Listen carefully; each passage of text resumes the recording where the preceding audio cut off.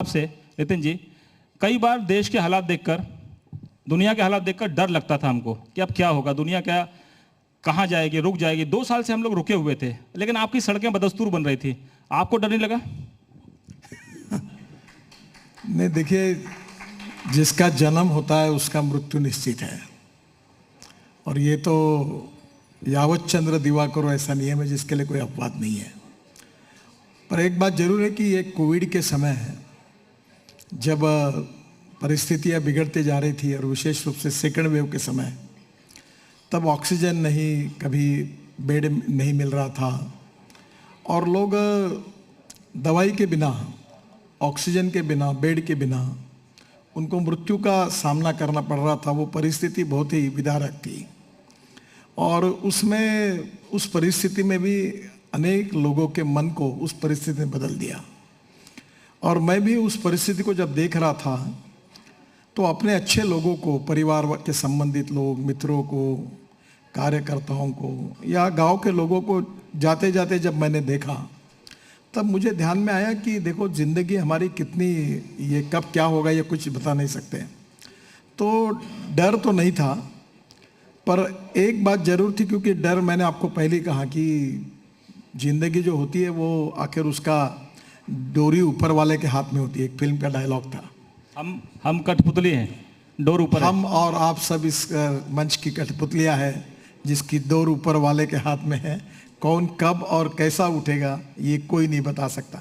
ये एक आनंद पिक्चर में ये राजेश खन्ना का डायलॉग था। वो जिंदगी की फिलॉसफी थी, सही है। पर एक बात जरूर है कि डर से आत्मविश्वास पैदा हुआ और थोड़ा डर के कारण हम इस समस्याओं पर, इस संकट पर मात करेंगे, ये पॉजिटिविटी क्रिएट हुई है। और आज मुझे खुशी है कि आज हम सब लोग उस पर मात करके आगे जा रहे हैं और आज फिर से एक बार हम इकट्ठा हुए हैं।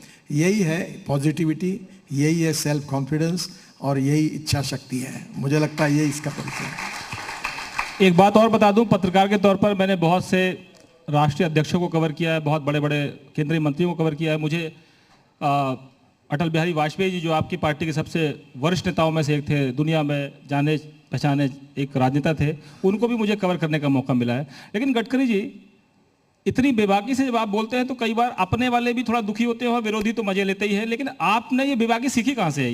ये नागपुर से आई है या महाराष्ट्र से आती है? नहीं, मैं किसी को दुखी करने के लिए कभी बोलता भी नहीं हूँ। पर आप लोग कभी कभी एक वाक्य बोलने के उसके 10 अर्थ निकालकर आप ही उसको इंटरप्रेट कर देते हैं। हम आग में घी डाल देते हैं। नहीं, मैं पहली बात तो जब बात कहता हूँ, अभी जैसे मैं राजस्थान की विधानसभा के सामने जिसका जिक्र किया, तो मैं वहाँ के सभी पार्टियों के विधायक और मंत्रियों के सामने बात कर रहा था। तो मैं उन्होंने जो मुझे आखिरी कहा वो छोड़ दिया, जो पहले कहा वो छोड़ दिया और बीच वाला वाक्य चला गया। तो मैंने उनको कहा कि देखो, ये तो चलने ही वाला है, पब्लिक का, गरीब व्यक्ति का काम करो और काम करके वो काम में आएगा। और चिंता मत करो, खुशी से रहो, जो होना है वो होने वाला है। नहीं तो ये आमदार एमएलए बन गया तो बोलता है मैं मंत्री क्यों नहीं बना, मंत्री बना तो मुझे अच्छा डिपार्टमेंट क्यों नहीं मिला, डिपार्टमेंट मिला तो फिर आगे मैं और मेरा प्रमोशन कैसे होगा। तो ये अस्वस्थता क्यों रखते हो? तो उसमें मैंने अपनी बात कही थी, तो उसके किसी को लेकर नहीं कहा था। दूसरे दिन जयपुर में फ्रंट पेज पर एक हिंदी अखबार ने लिखा कि मैंने वहाँ के मुख्यमंत्री पर तंग कसा। तो दूसरे ने लिखा कि गुजरात में, मुझे मालूम भी नहीं था, जब मैं भाषण बोल रहा था तो 12 बजे थे और 2:15-2:30 बजे गुजरात में मंत्रिमंडल मुख्यमंत्री बदला, तो उन्होंने उसके साथ जोड़ दिया। तो कभी कभी ऐसा होता है। पर मैं अक्सर ये बात पे विश्वास रखता हूँ कि अपने बोलने से किसी को तकलीफ होगी, किसी को दुख होगा, दर्द होगा, ये नहीं बोलना चाहिए। और इसलिए बोलते समय जो बोला है वो किसी को सामने रख कर नहीं बोला था। और मैं, जो आप बोलते हो उसका जवाब आप पूछते हो तो मुझे जवाब देना पड़ता है। जवाब देना है तो उसमें से अर्थ निकलता है, इतना ही उसमें है। नितिन जी, अक्सर राजनेता, बड़े नेता, मंत्री, अफसर, पत्रकार सब अपना हाथ दिखाते हैं और ज्योतिष वाले से पूछते हैं कि भैया भविष्य बताओ। आप तो जो बयान देते हैं वो भविष्य के हिसाब से ही होता, फिट हो जाता है एकदम। सुबह बोलते हैं, शाम को फिट हो जाता है। देखो, मैं आपको पहली बात ये कहता हूँ कि मैं जैसे आप पूछते हो उसका लॉजिकल, इथिकल और लीगल जो कुछ मेरे हिसाब से जवाब होता है वो मैं देने की कोशिश करता हूँ। आप प्रश्न भी बड़ा होशियारी से पूछते हो।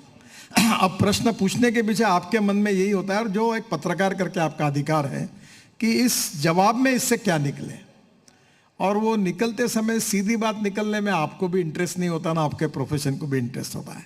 निकलने से कोई कंट्रोवर्सी निकलती क्या, कोई विवाद खड़ा होता है क्या, तो उसमें मजा आती है। आपके 56 भोग में से हम 2-3 भोग चुनते हैं बस। जो नेता बयान देते हैं 56 तरह के होते हैं, लेकिन हम 2-3 चुन के उसको फिर जनता को दिखाते हैं। नहीं, मुझे लगता है कि हम लोगों ने जब ये चर्चा होती है तो जो सवाल पूछते हैं, जो जवाब देते हैं, तो सवाल पूरा और जवाब पूरा दिखाना चाहिए। वो प्रॉब्लम क्या होता है कि सवाल भी दिखाते नहीं, जवाब भी दिखाते नहीं, दो वाक्य उठाकर दिन भर न्यूज चला देते हैं, तो लोगों को फिर उसका आउट ऑफ रेफरेंस। तो मैं आपको ये कमिटमेंट कर रहा हूँ अपने, जो मेरा सीमित दायरा है, कि मैं जिन चैनलों के लिए जिम्मेदार हूँ, जिस मीडिया ग्रुप में मैं काम करता हूँ, जो जैसा आपने बोला वैसे ही दिखाऊंगा। बहुत अच्छा, बहुत अच्छा आपका। और नितिन जी, मेरा सवाल अब यहाँ से शुरू होता है। हमने आज इसकी थीम रखी है building new India. New India तब बनेगा जब सड़कें बनेंगी, जब बड़े बड़े हाईवेज बनेंगे। और कहते हैं कि नितिन गडकरी के आने से पहले कोविड नहीं था, लेकिन वहाँ पर विभाग में, सड़कों के काम में संकट वैसे ही था, वो कोविड की तरह ही मान लीजिए। और आप कोविड में भी हर रोज 37 किलोमीटर सड़कें बनवा रहे हैं। 38 किलोमीटर, एक किलोमीटर और बढ़ गया हमारे रिकॉर्ड में, अब हम इसको दुरुस्त कर लेंगे। तो आपके जो लोग हैं, आपकी टीम ने कभी नहीं कहा कि साहब कोविड है, क्यों परेशान कर रहे हैं? और आप गाड़ी में बैठ जाते हो, कहते हैं थोड़ा रफ्तार बढ़ा दो, और फिर आप चाय भी पी लेते हैं उसमें। देखिए, पहली बात तो ऐसी है कि जीवन में चाहे आप है, चाहे मैं हूँ, चाहे कोई भी है, हमारे जीवन में समस्या और सवाल और चैलेंजेस ये हमारे साथ जुड़े हुए रहते हैं।